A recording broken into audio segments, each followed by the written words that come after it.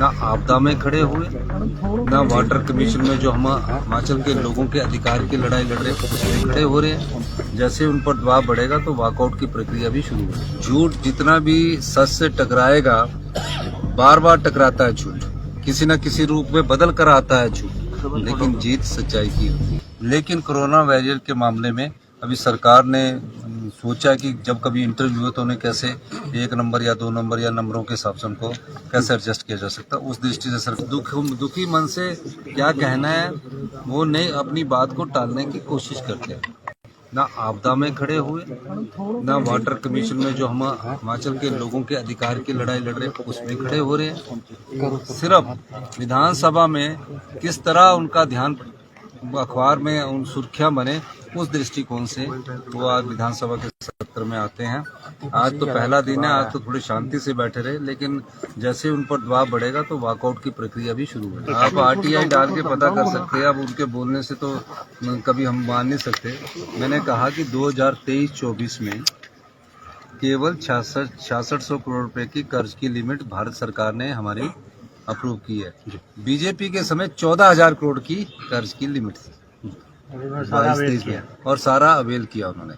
हमको पूछ रहे हैं, तो झूठ जितना भी सच से टकराएगा, बार बार टकराता है झूठ, किसी न किसी रूप में बदल कर आता है झूठ, लेकिन जीत सच्चाई की होती है। सर, कांग्रेस वर्किंग कमेटी की बैठक में जा रहे हैं आप? हाँ, अभी तो मुझे कल ही चिट्ठी मिली है। विधानसभा सेशन के में अभी मैं विचार विमर्श करूंगा राष्ट्रीय नेतृत्व से, उसके बाद ही मैं इसके बारे में आगे बता सकता हूँ। सर, आप दुबई भी गए थे, क्या निवेश आएगा पर्यटन के क्षेत्र में? देखिए, दुबई जब हम गए थे तो हिमाचल में हमने ग्रीन सेक्टर को, जिसको रिन्यूएबल एनर्जी से जोड़कर देख रहे हैं, उसी ग्रीन सेक्टर को हमने आमंत्रित किया है।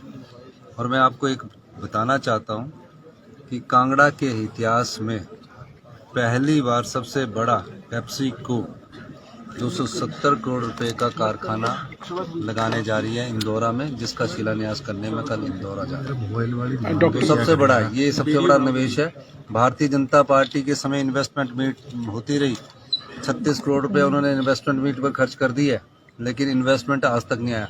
ये पहला इन्वेस्टमेंट हमारी सरकार की कमिटमेंट को दर्शाता है कि हिमाचल को आत्मनिर्भर बनाने की दिशा में हम आगे बढ़ रहे हैं। डॉक्टर्स की रिटायरमेंट एज पर कोई पुनर्विचार किया जा रहा है? नहीं, डॉक्टर की रिटायरमेंट एज तो हमें जरूरत है डॉक्टरों की, तो जब तक डॉक्टरों की एज हमें जरूरत होगी हम उनको नहीं, अभी डॉक्टरों की कमी संख्या बहुत कम है। कोरोना वॉरियर के साथ बड़ी विडंबना ये है, हमारी सरकार की पूरी सहानुभूति उनके साथ है, लेकिन पिछली सरकार ने जब इनकी नियुक्तियां की थी तो कोई नियम नहीं बनाए थे। तो सरकार के अधिकारी भी इसमें थोड़ा घबराते हैं, क्योंकि जब नियम ना बने हो, सिर्फ आउटसोर्स पर टेम्परेरी बेस पर रख दिया जाए, तो उनकी नियुक्तियों के संदर्भ में आगे हमने कैसे उनको एडजस्ट कर सकते हैं, उस बारे में हम सोच विचार भी कर रहे हैं।